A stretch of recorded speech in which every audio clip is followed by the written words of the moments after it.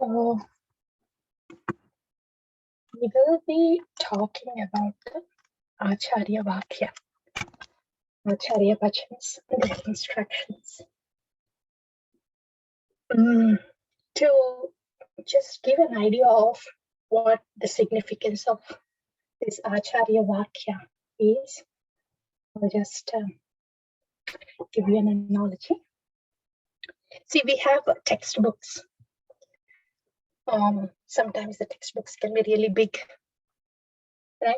So like Srimad Bhagavatam is all about Krishna. Krishna, his beautiful transcendental form of Lord Krishna, and reciprocations, the pastimes of Lord Krishna with his devotees, right? So like that, Srimad Bhagavatam is all about Lord Krishna, starting from his creation to entering into his pastimes and everything in between. So it is very wonderful, Srimad Bhagavatam. Since Srimad Bhagavatam is none other than Krishna, we want to be absorbed in the message of Srimad Bhagavatam, in the qualities of Lord Krishna, and understand how Lord Krishna reciprocates as we see his reciprocations in Srimad Bhagavatam with his devotees. Yeah, so that way, Srimad Bhagavatam is the central point where our absorption goes in the meditation of Lord Krishna, his qualities, and understanding the pastimes. Then where does Chaitanya Charitamrita fit? By the way, Bhagavad Gita is the words of Lord Krishna, giving the basics of what eternal elements are and how they interact, like that. So it's like that, in the sense, Bhagavad Gita gives the basics. Srimad Bhagavatam gives more detailed explanation. Yeah, so that's Srimad Bhagavatam. And where does Chaitanya Charitamrita fit? Chaitanya Charitamrita, all the personalities in Chaitanya Charitamrita, that's Gauranga Mahaprabhu and his associates, everybody, they were living Bhagavatas. Srimad Bhagavatam is Grantha Bhagavatam, Grantha. But the personalities in Chaitanya Charitamrita, they were all living Bhagavatas. So they were living Bhagavatam. What does that mean? It means they were absorbed in the thoughts of Krishna and wonderful qualities of Krishna internally, and they were doing service externally. They were doing seva to the deities and devotees externally. That's what bhakti is, internally being absorbed in Krishna and externally serving him and his. Right? And that's what everybody in Chaitanya Charitamrita were doing. So whatever was said in Srimad Bhagavatam was lived in Chaitanya Charitamrita. So if Srimad Bhagavatam is like a textbook, then Chaitanya Charitamrita is more like a guide for us.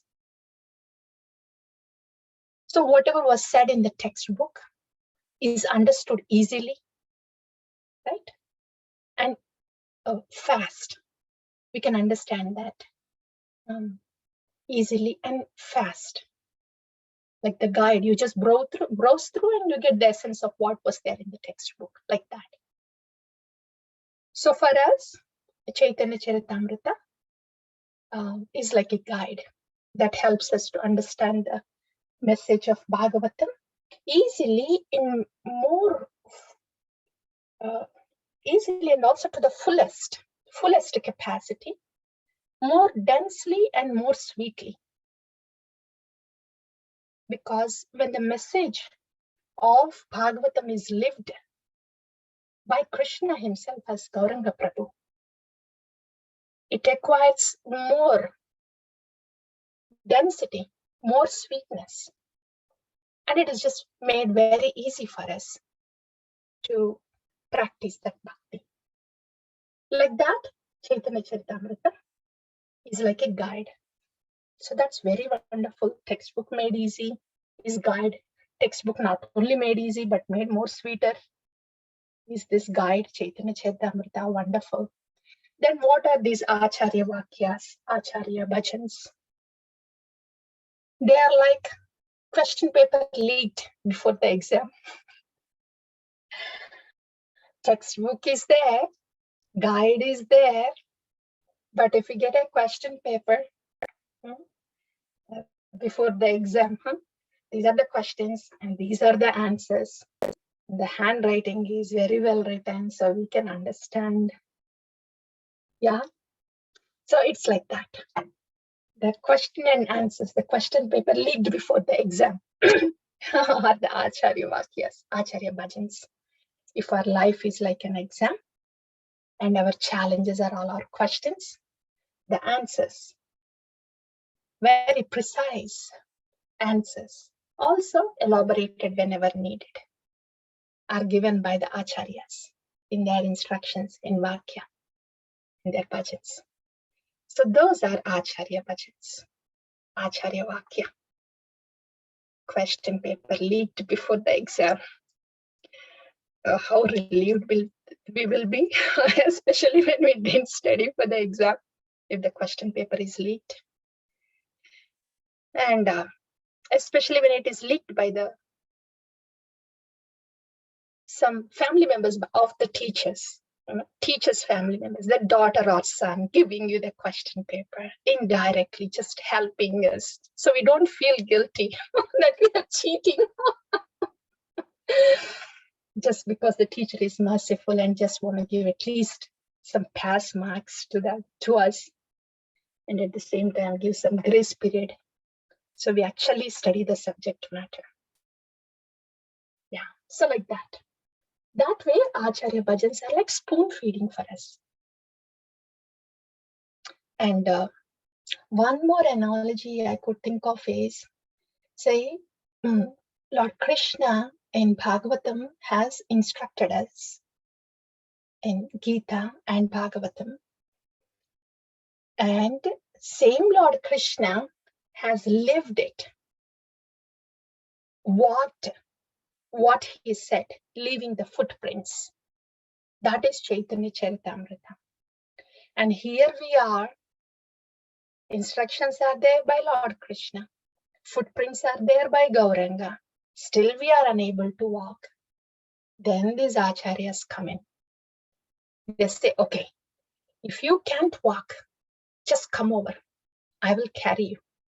So they carry us and they walk in the footprints of Gauranga while carrying us. That way, we are also carried in the parampara, in the path of bhakti. So that is how merciful these Acharya Vakyas are. So this Acharya Vakya, the Acharya Bhajans, and Chaitanya Charitamrita, they're meant to get us more absorbed in a very easy way and sweeter way in Krishna present in the Bhagavad. Yeah. So that is about Gita, Bhagavatam, Chaitanya Charitamrita, and the bhajans of the Acharyas, the Vakya of the Acharyas. That's how they help us.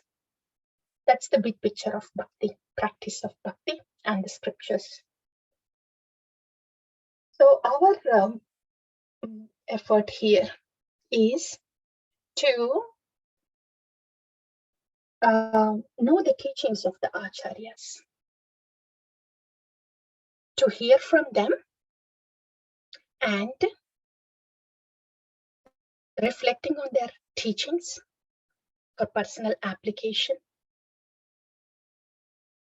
then contemplating on them and letting it sink within us so they become a part of us over a period of time.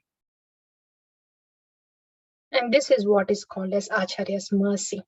When their instructions are heard, contemplated, and made a part of our own self and applied. The whole thing is called Acharya's mercy. Yeah? So that's what we are trying to do during this time, during this Acharya's time. And when we read the bhajan, when we sing the bhajan and read the words of the Acharyas, I will be giving my reflections, as insignificant as they can be. That is primarily for my purification. That is why I look forward for this time, for my purification. So my consciousness is purified. My chaotic consciousness is made orderly, and the thoughts are taught by the Acharyas. So it can be conducive to my practice of bhakti. And the beauty of their words and their songs are, they're just reviving all the emotions that we already have within.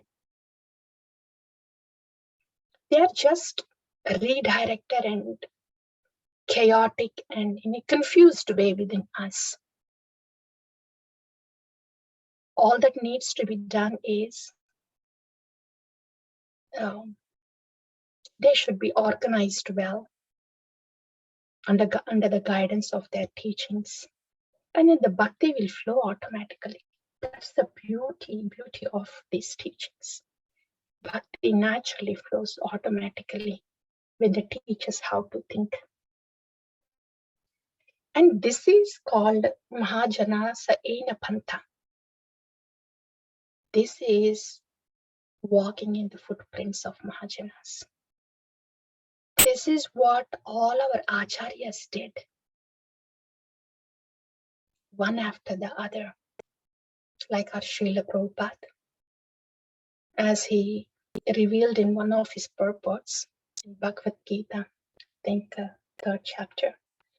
Vyavasayatmika buddhir ekeha kurunandana buddhayo avyavasayana bahushakahi anantasya buddhayo avyavasayana. In that shloka, Srila Prabhupada stated that his strength for this whole mission to manifest like this is one single thing. That is, he took the instruction of his spiritual master with one pointed attention as his life and soul. Vyavasayatmika buddhir ekeha kurunandana ekeha. One pointed, single-minded devotion to the instruction that was given by Sri Guru is the pivot, is the prana of the devotee on which the rest of the life is led. And for them, they were just walking in the footprints of the previous acharyas. They did not struggle too much in bhakti. And this is why Srila Bhaktisiddhanta said simplicity is Vaishnavism. And I think this is what we are trying to do during this time. Simply receive and understand the instructions of the acharyas and apply them in our day-to-day life. That is the straight and surest path to go back to Godhead, because they are the footprints of the acharyas. Mahajana Sayena Pantha. If we are doing our own contemplation, our own imagination, putting the instructions of acharyas aside, then that is more of mental speculation. There can be a little tinge of bhakti there, but it's not a straight path. It gets curved here and there, here and there. And there is a possibility to get lost also. if we are not walking in the footsteps of the Mahajanas. So that's why this Acharya time is more like Mahajana Sayena Panta. Let's simply hear from them, contemplate, try to understand, pray, and try to put that in practice. So in that process, I may be giving my reflections. And as I said, that would be self-purification. And in that process, if somebody else is also benefited, then we would just consider that as the light and mercy, extension of mercy of Acharyas to your own sincerity. So they can help you walk the path of bhakti in a more natural and deep way. Yeah. So 9:20.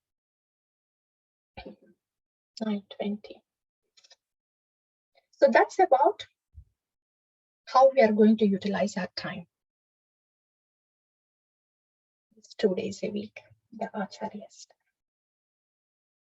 And now coming to, I will read this from Sharanagati and I will pause and I'll take the reflections and we'll take it from there. Yeah.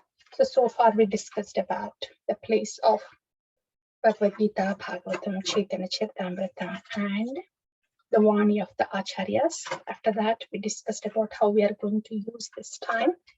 And now I'm going to read these few words. And after that, I'll pause to take any questions. So this is from Sharanagati, introduction. As Prarthana and Prema Bhakti Chandrika of Srila Narottam Das Thakur are widely known, respected, and relished by the Gaudiya Vaishnavas, so are the songs of Srila Bhakti Vinoda Thakura. These songs are not only beneficial for gross materialists and practitioners of devotional service.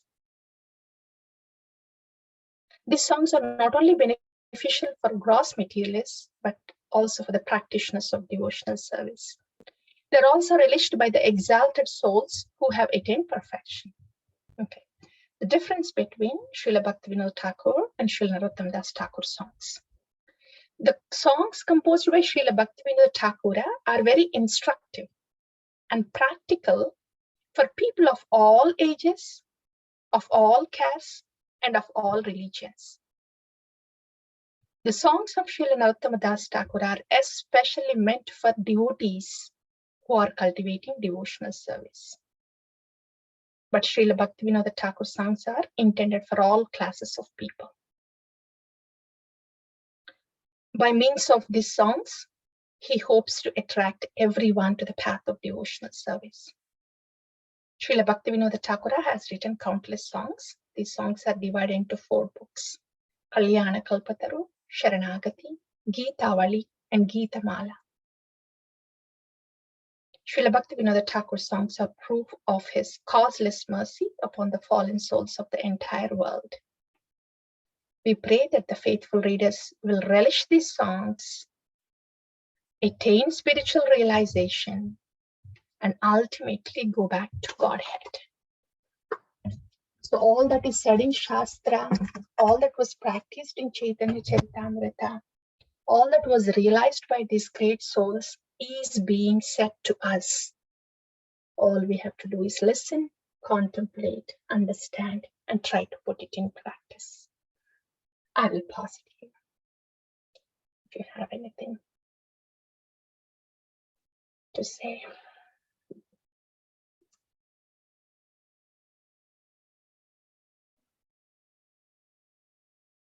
Anyone of you? By the way, yeah. So this time, or all the time that we spend here during the bhajans, see for example Sharanagati bhajan, we will be reading and we will be contemplating on that, especially the Sharanagati bhajan, the first one, introductory song. Just with this one bhajan, Sharanagati bhajan, this is an unique one in whole Sharanagati songbook because it's an introductory one. And rest of all the songs are just going in detail in each limb of Sharanagati. So when we discuss about the Sharanagati bhajan, Sri Krishna Chaitanya Prabhu Jivedaya Kore, we will learn so much that many changes, many adjustments will be done in our thinking and consciousness that can actually do a makeover, complete makeover in our bhakti, which will automatically help to do better japa and better seva to the devotees around. That's the essence of bhakti anyway. Nam ruchi is better japa. Jivadaya Vaishnava seva is better service to the people around. So that consciousness is cultivated as we walk through the song of that introductory song, Sharanagati. So that way it will be helpful both for Harinam and for the practice of bhakti and answers many of our questions. Yes, please.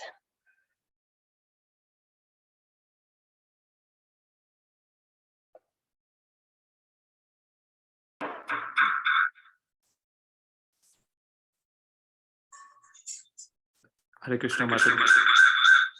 Hare Krishna, Prabhu.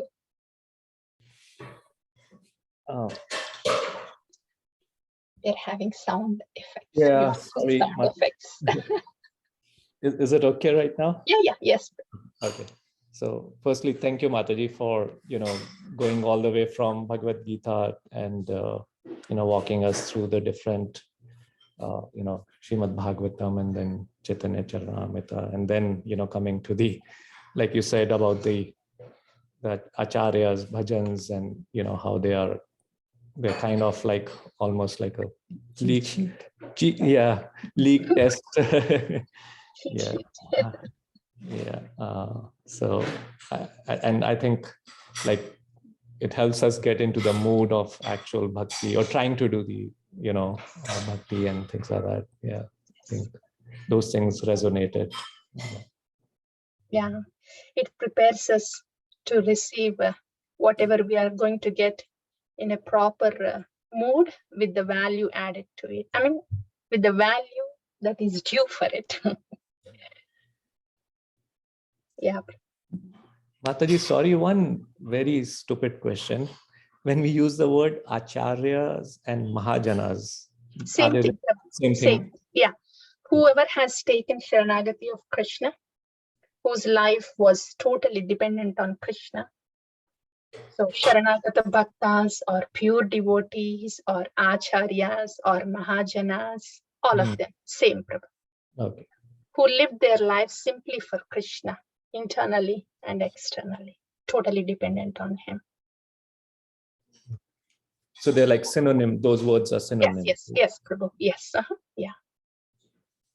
And when we say Acharya Bhajan, Acharya Vani, Acharya teachings, these are all synonyms again.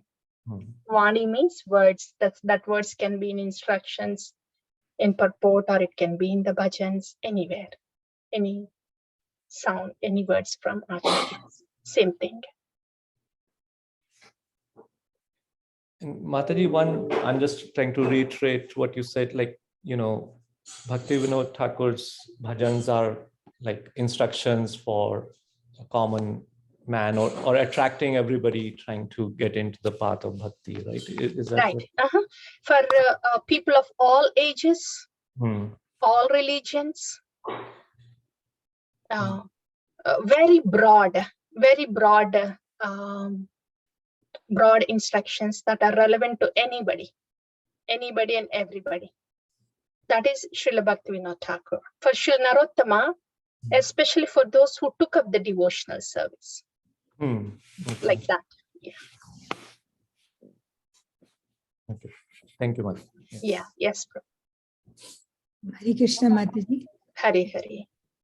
Mataji, speaking of Mahajana, And you said these are the devotees who live their life completely dependent on Krishna. Yeah. So whenever I think about the 12 Mahajana and I think about Bhishma Dev, I somehow find it not fit in that definition. So you're wondering how he's a Mahajana, right? Uh-huh. Yeah. It's like this. When Lord advents, he would show his pastime to serve the purpose of his advent. So like Lord Ram, how is he God when he can't save, when he doesn't know where his wife is, and when he cannot fight the war himself? How can he be Lord? You see? So Yeah. that is an apparent vision. And what is the absolute vision? It is like, yes, he's Lord, but the purpose of Advent is something else. So he is fulfilling that purpose. That is absolute vision. In the same way, Bhishma is also, apparent vision is fighting with Krishna. Yeah.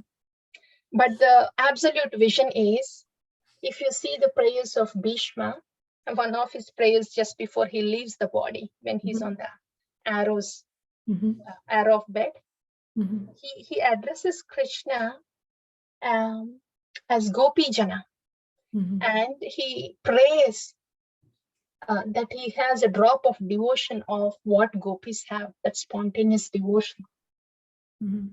So he has that reverence for that spontaneous, unconditional love of gopis towards Lord Krishna. So that is his internal mood and dependence, but externally it can be seen as a king taking a vow, going through a regular kingly life with the challenges. That's external consideration. Internal consideration is revealed behind the scenes, like in this sloka before he left his body. So when we say Mahajana, that is based on internal considerations, absolute consideration. Yeah, that's why I think Srimad Bhagavatam is so potent, because if we just go by the what do you call Mahabharata, Yeah. how do we understand like Queen Kunti and Bhishma? Exactly. That's all apparent vision. Yeah. Mahabharata like that. Srimad Bhagavatam is absolute vision. Yeah. Yeah. Thank you, Mataji. Hare Krishna. Thank you. Yeah. Okay. So plan for the next class or the katha would be to go ahead, start a Sharanagati song, the first one, introductory song. And yeah, that will be the plan for the next time. Sounds okay? Yes, ma'am. Yeah. So, don't have any more questions, reflections, we can pause here. Okay. All right. Srila Prabhupada ki jai. Guru Parampara ki jai. Samavita Bhakta Vritti ki jai. Hare Krishna. Hare Krishna. Hare Krishna. Hare Krishna, Mataji. Hare Krishna. Krishna, everyone.